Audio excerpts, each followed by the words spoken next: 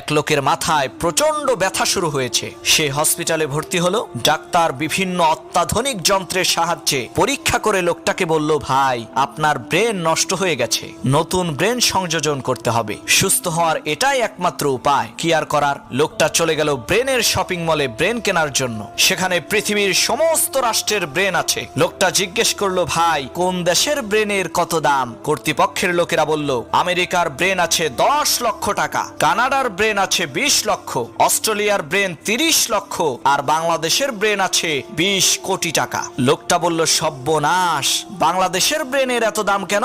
তখন কর্তৃপক্ষের লোকেরা বলল, ভাই অন্যান্য দেশের লোকেরা তো ব্রেন ব্যবহার করেছে, যার কারণে সেই ব্রেনগুলোর কার্যক্ষমতা নষ্ট হয়ে গেছে, আর বাংলাদেশের লোকেরা তো ব্রেন ব্যবহার করেনি, একেবারে ইনটেক, যার কারণে এর কার্যক্ষমতা পরিপূর্ণ ঠিক আছে। তাই জিনিস যেটা ভালো, দাম তার একটু বেশি।